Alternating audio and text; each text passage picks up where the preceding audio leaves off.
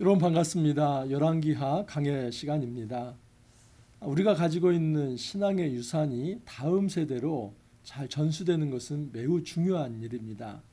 하지만 여러분, 이 일이 결코 쉽지 않습니다.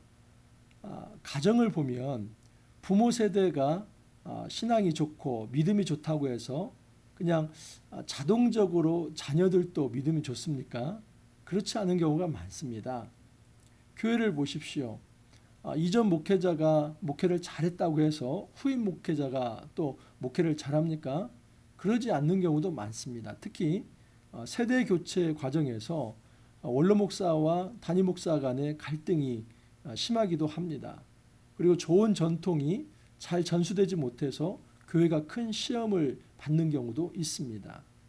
이런 면에서 가정이 되었든 공동체가 되었든 신앙의 유산, 이 믿음의 유산, 영적 유산이 잘 전수되는 것은 우리의 큰 기도 제목입니다. 오늘 말씀 열왕기하 2장 1절에서 14절 말씀을 보면 엘리야가 엘리사에게 선지자직을 전수하는 과정입니다. 이 말씀을 잘 묵상하다 보면 우리 가정과 공동체가 어떻게 영적 유산을 잘 전수받고 또 전수할 수 있을지를 좀 생각해 볼 수 있습니다. 1절을 보면 여호와께서 회오리 바람으로 엘리야를 하늘로 올리고자 하실 때에 엘리야가 엘리사로 더불어 길갈에서 나가더니 그럽니다. 근데 여기서 핵심은 뭐냐면 올리고자 하실 때에 하나님의 의지이죠. 하나님께서는 엘리야를 승천시키고자 하는 의지를 가지고 있습니다. 여러분, 이것은 하나님의 계획이죠. 엘리야가 엘리사에게 자기의 선지자직을 넘겨주는 것이 그냥 인간들끼리 이루어지는 것처럼 보이지만 사실은 하나님의 계획이 있었습니다. 열왕기상 19장 14절부터 18절에 보면 이런 내용이 나옵니다. 엘리야가 갈멜산에서 바알과 아세라 선지자 850명과 영적 전투를 벌입니다. 그곳에 승리를 하죠. 그래서 영적으로 굉장히 충만한 상태인데 역설적으로 그는 아합의 아내 이 이세벨의 한마디에 나가 떨어집니다. 이 영적 패닉이 이제 찾아오게 된 것입니다. 이세벨이 이런 얘기를 하죠. 엘리야, 네가 나의 이 바알의 선지자들 그들을 네가 그렇게 죽였는데 너도 내가 그렇게 똑같이 죽여주마. 이 말에 그냥 영적 패닉이 찾아옵니다. 그냥 여인의 말 한마디에 어떻게 이렇게 영적으로 무너질 수 있을까 생각하는데 말씀을 깊이 묵상하다 보면 이것은 엘리야의 영적 외로움, 영적 고독이 문제였다는 것을 알 수 있습니다. 엘리야가 이런 얘기를 합니다. 주의 제단을 헐며 칼로 주의 선지자들을 죽였으며며 오직 나만 남았거늘 그들이 내 생명을 찾아 빼앗으려 하나이다. 그 아합과 이세벨 이들이 주의 선지자들을 다 죽였는데 이제 나만 남았는데 나마저도 내 생명을 찾아 죽이려 합니다. 이것은 엘리야가 하나님을 위해서 아무리 열심을 내고 어떤 종교 계획을 일으킨다 할지라도 세상은 바뀌어지지 않고 어떤 개혁돼야 할 것이 다시 원점으로 돌아오는 것에 대한 회의감, 이 영적 외로움이 엘리야를 괴롭혔던 것입니다. 여기 하나님께서 어떻게 답을 하시냐면 18절 열왕기 상입니다. 열왕기 상 19장 18절에 그러나 내가 이스라엘 가운데에 7천 명을 남기리니 다 바알에게 무릎을 꿇지 아니하고 다 바알에게 입맞추지 아니한 자니라. 하나님께서 엘리야에게 영적인 눈을 띄워주는 겁니다. 너는 혼자라고 생각하지만 결코 너는 혼자가 아니다. 너만 이제 바알에게 무릎을 꿇지 않은 게 아니라 너 외에도 7천 명이 바알에게 무릎 꿇지 않고 있다. 네가 그렇게 홀로 모든 책임감을 가지고 네가 노력을 했는데 세상은 바뀌지 않는 것에 대해서 실망하고 있지만 그럴 필요 없다. 사실 이 모든 계획과 이 개혁의 작업은 하나님께서 주도적으로 이끌어 가신다. 이 하나님의 자신감을 보인 겁니다. 그때에 하나님께서 엘리야에게 엘리사 얘기를 합니다. 열왕기상 19장 17절인데 하사엘의 칼을 피하는 자를 예후가 죽일 것이요 예후의 칼을 피하는 자를 엘리사가 죽이리라. 그러니까 지금 엘리야가 엘리사에게 그의 직을 넘겨주는 것은 어쩌다 갑자기 일어난 일이 아니라 이미 하나님께서 지금 엘리사가 제자로 부름받기도 전에 하나님께서 계획하신 일이다 하는 것을 알 수 있지요.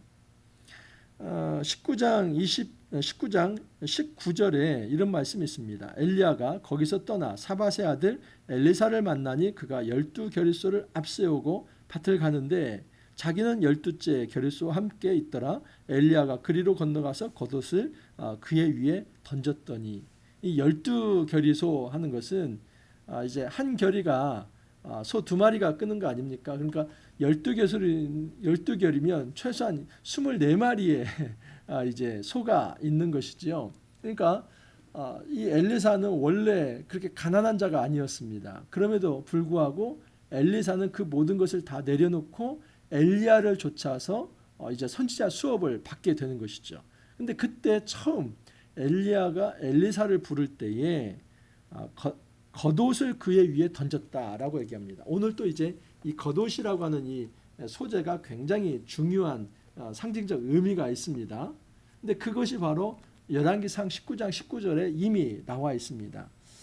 한 가지 중요한 교훈은 무엇이냐면 우리가 이 세대 교체라고 하는 것, 영적 유산이 전수되는 것은 하나님의 계획에 하나님의 주권에 달려있는 문제다 하는 것입니다. 자, 그러면 하나님께서 정한 일이고 하나님의 계획이 있다면 우리는 아무것도 안 해도 되겠네요 이렇게 생각할 수 있습니다.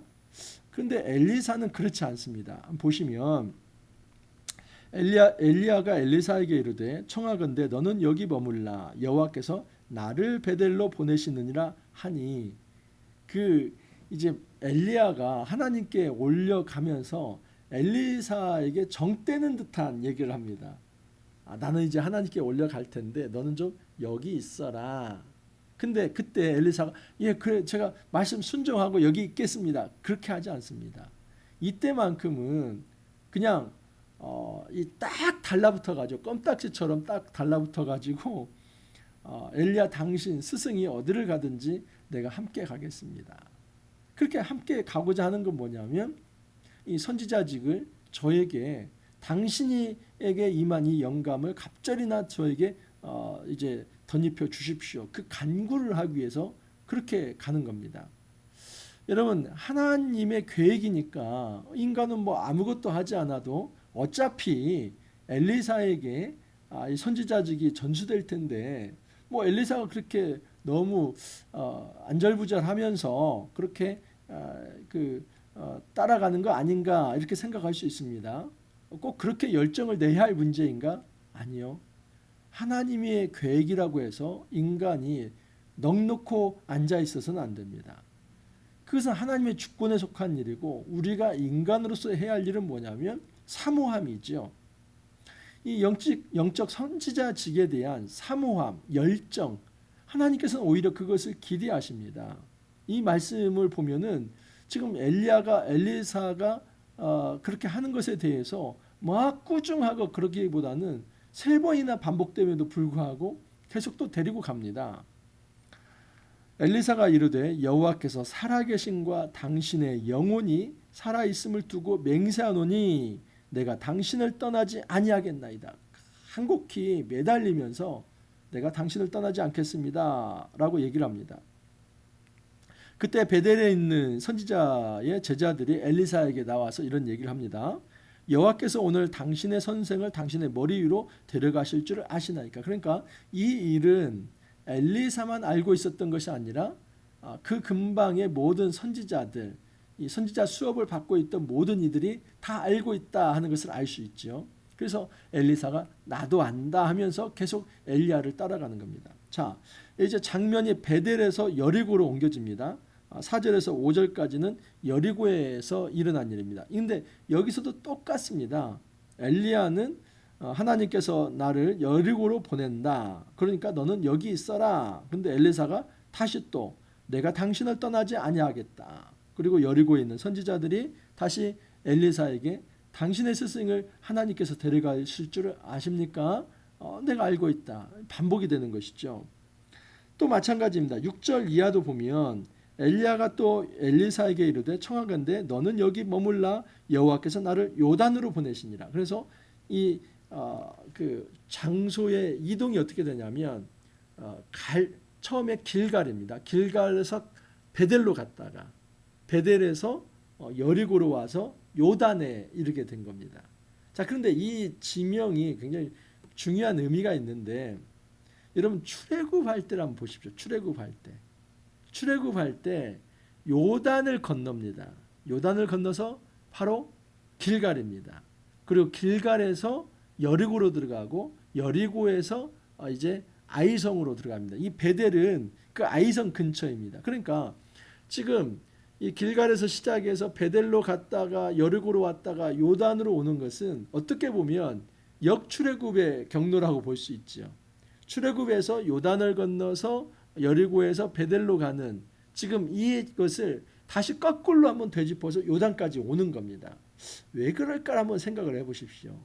그러면서 이 요단에서는 이제 아주 이적을 하나 행하지요. 7절을 보면 선지자의 제자 50명이 가서 멀리 서서 바라보며 그 두 사람이 요단가에 서 있더라. 엘리야가 겉옷을 가지고 말아 물을 치매 물이 이리저리 갈라지고 두 사람이 마른 땅 위로 건너더라 라고 합니다. 여기 보면 엘리야와 엘리사가 어떤 강을 건넙니까?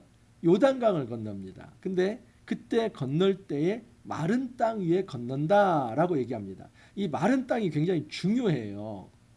여러분 이 마른 땅에 관한 기사는 출애굽기 14장 21절 또 출애굽기 15장 19절 그리고 여호수아 3장 17절 여호수아 4장 22절에 나옵니다.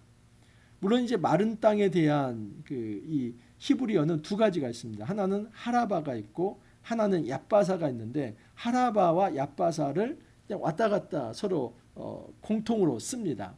자, 그런데 이 마른 땅이 굉장히 중요합니다. 왜냐하면 출애굽기 14장 21절은 어떤 마른 땅이냐면 홍해를 건널 때 마른 땅입니다. 그리고 여호수아 이제 4장 22절에 나오는 이 마른 땅은 어디냐면 요단강이죠. 여러분 출애굽 경로를 한번 생각해 보십시오. 처음 애굽에서 어디를 건넙니까? 홍해를 건넙니다. 그때 마른 땅입니다. 마른 땅이라고 하는 것은 뭐냐면 그 물을 하나님께서 다 물러가게 하신 겁니다. 그냥 진흙 뻘도 아니고 질척거리는 뻘도 아니고 그곳을 마른 땅을 건너가게 합니다. 원래 이 마른 땅 개념이 창세기 1장 10절에 나오는데 창세기 1장 10절에 이런 말씀이 있죠. 하나님이 뭇을 땅이라 부르시고 모인 물을 바다라 부르시니 하나님이 보시기에 좋았더라. 성경에 이 땅이라고 할 때는 에레츠 하는데 여기 뭇은 그 에레츠가 땅이 아니라 묻이라고 합니다. 그래서 바다에 이 지구가 다 물로 쌓여 있는데 그 물을 한 곳으로 모으니까 묻이 드러납니다. 그 묻이 바로 얍바사 마른 땅 드라이랜드입니다. 그래서 창세기 1장 10절에서 시작된 이 얍바사에 대한 이상은 무엇이냐면 하나님이 모든 악의 권세를 다 물러가게 하시고 이제는 하나님의 승리가 있고 하나님 나라가 이루어진다. 하나님께서 통치하시는 나라에 그의 백성이 그의 생명이 생겨나게 되고 또 자라게 될 것이다. 하나님의 보호와 돌봄을 잊게 될 것이다. 이게 마른 땅 개념입니다. 그래서 이 출애굽에서 홍해를 건너는 것 역시도 새로운 백성 창출 하나님 나라가 시작되는 것입니다. 또 홍해를 건너고 광야를 지나서 이제 모압 평지에서 이제 요단강을 건너서 길갈로 넘어오지 않습니까? 그러니까 요단 동편에서 서편으로 넘어옵니다. 그때도 마른 땅을 건넜다 하는 겁니다. 그래서 이 마른 땅 사상은 하나님의 능력으로 하나님의 주권으로 모든 악의 권세를 다 무찌르시고 이제는 그 사단의 권세를 무찌르시고 하나님께서 그의 백성을 건져서 새로운 땅에 들어가게 하신다. 그런데 지금 그 길을 지금 엘리야는 돌아가는 겁니다. 그러니까 원래는 요단 동편에서 서편으로 건너서 가나안 땅으로 들어가는데 가나안 땅에서 이제 길을 건너서 요단강을 건너서 요단 동편으로 넘어가는 겁니다. 이것은 엘리야가 하나님께 돌아가는 것을 의미합니다. 그런데 중요한 것은 여러분 이것을 똑같이 엘리사도 하게 되는데 엘리사가 엘리야로부터 받은 그 겉옷을 또 강물에 치니까 어떻게 됩니까? 똑같이 물이 갈라지게 됩니다. 14절을 보면 엘리야의 몸에서 떨어진 그의 겉옷을 가지고 물을 치며 이르되 엘리야의 하나님 여호와는 어디 계시니까 하고 그도 물을 치매 물이 이리저리 갈라지고 엘리사가 건너니라. 엘리사는 어디에서 어디로 건널까요? 이제는 요단 동편에서 요단 서편인 가나안 땅으로 건너지요. 그러니까 지금 엘리야가 요단을 건너서 이제 하나님께 간다면 엘리사는 엘리야의 사명을 그대로 받아서 요단을 건너서 이제 가나안 땅에 들어와서 새로운 사역을 시작한다. 이 문학적 구조를 가지고 있습니다. 그러니까 이 마른 땅을 건넌다는 것은 굉장히 중요한 얘기입니다. 하나님의 사역이 이어지고 있다. 그냥 계속 현재 진행이 되고 있다는 겁니다. 우리가 한 가지 중요한 원리를 교훈을 받을 수 있습니다. 사람은 사라질 수 있지만 하나님의 역사는 사라지지 않습니다. 아무리 위대한 사람도 사라집니다. 에녹이 하나님과 동행했지만 사라지지 않습니까? 모세가 죽을 때 그의 눈이 흐려지지 않고 하나님 데려가셨지만 그 역시도 사라진 거 아닙니까? 그러면 그렇다고 해서 하나님 역사가 끊어졌습니까? 역사 이래로 사람은 죽고 사람은 사라진다 할지라도 하나님께서는 역시 남아서 새로운 사람을 통해서 그의 사역을 이어가십니다. 엘리야라고 하는 사람은 사라지지만 엘리사가 남아서 그의 일을 감당하고 있다 하는 것을 알 수 있습니다. 자, 승천하는 모습인데 9절 이하를 보면 건너매 엘리야가 엘리사에게 이르되 나를 내게서 데려감을 당하기 전에 내가 내게 어떻게 할지를 구하라. 이제 엘리야가 그래 그쯤 됐다. 너의 마음을 알겠다. 너의 열정을 알겠다 하면서 네가 원하는 소망이 무엇이냐 하니까 엘리사가 이르되 당신의 성령이 하시는 역사가 갑절이나 내게 있게 하소서. 이 욕심을 냈다고 생각할 수 있습니다. 엘리야보다 내가 더 욕심껏 더 큰 일을 하고 싶다. 그게 아닙니다. 이 갑절이란 말은 이 장자의 권한을 할 때 항상 두 몫을 줍니다. 다시 말해서 당신의 이 선지자직이 저에게 전수되기를 바랍니다 하는 것이지 내가 당신보다도 더 위대한 일을 하고 싶습니다. 그 야망을 드러낸 게 아닙니다. 어떤 직에 대한 야망이 아니라 그 직에 대한 간절한 소망입니다. 여러분 이 야망은 자기가 품는 것이지요. 그 일을 통해서 내 이름을 내고 싶다. 근데 엘리사는 그것이 아니라 그 직이 너무나 소중하다는 것을 알고 있기 때문에 지금 당신에게 하나님께서 하셨던 그 일이 내게도 성령을 통해서 이루어지길 바란다는 겁니다. 여러분 또 하나 중요한 이 교훈이 있는데 이 영적 유산은 사람의 힘이 아니라 성령의 능력으로 가능한 겁니다. 성령이 하시는 역사가 갑절이나 내게 있게 하소서. 여러분 이 성령의 기름 부음이 있을 때 그 직이 전수가 될 수 있고 그 사역과 사명도 역사도 계속 이어질 수 있다 하는 것입니다. 이제 회오리 바람과 불술의 불말들을 통해서 엘리야가 올려집니다. 그렇게 엘리야가 이렇게 올려질 때에 정말 이런 고백을 하죠. 12절을 보면 엘리사가 보고 소리 지르되 내 아버지여 내 아버지여 이스라엘의 병거와 그 마병이여 하더니 자 그런데 이건 엘리사가 엘리야를 향해서 내 아버지여 내 아버지여 이것은 스승에 대한 호칭이죠. 이스라엘의 병거와 그 마병이여 그러니까 엘리야가 하나님의 영적 군대를 이끌었다 하는 이것을 표현한 거 아닙니까? 근데 이 말을 엘리사도 나중에 이 요아스라는 왕에 의해서 듣게 됩니다. 열왕기하 13장 14절을 보시면 이게 나와 있는데 13장 14절에 이런 말씀이 있습니다.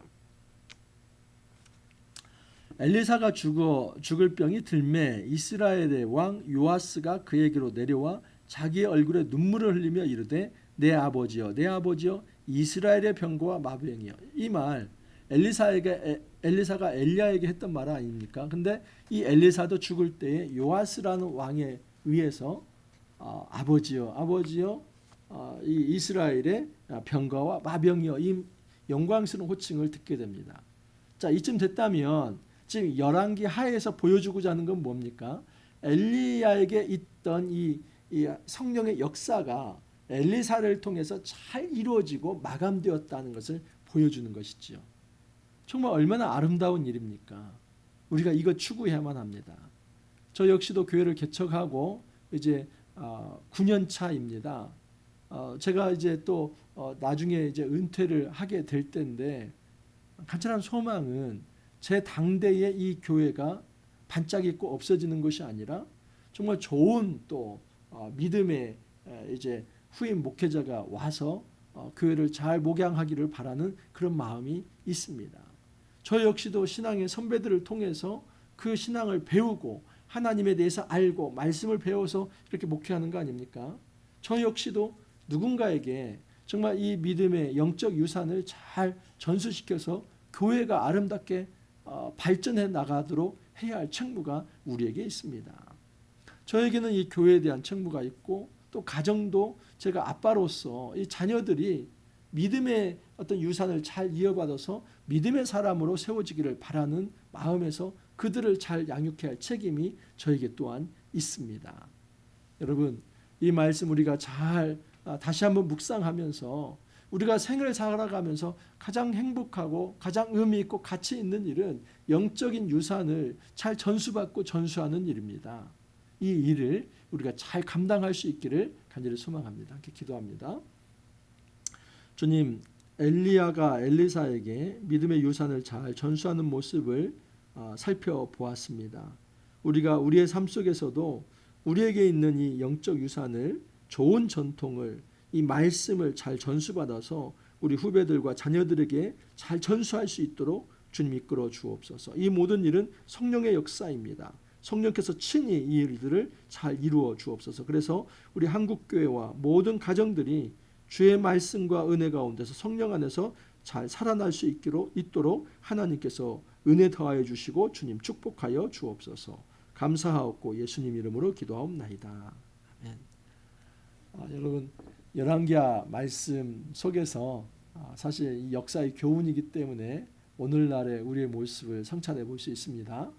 계속해서 이 열왕기하 말씀 잘 공부해 가면서 우리가 어떻게 살아가야 할지 또 성찰해 보고 묵상하는 그런 귀한 시간이 되기를 바랍니다. 오늘 하루도 여러분 화이팅 하시고 또 내일 찾아뵙도록 하겠습니다. 감사합니다.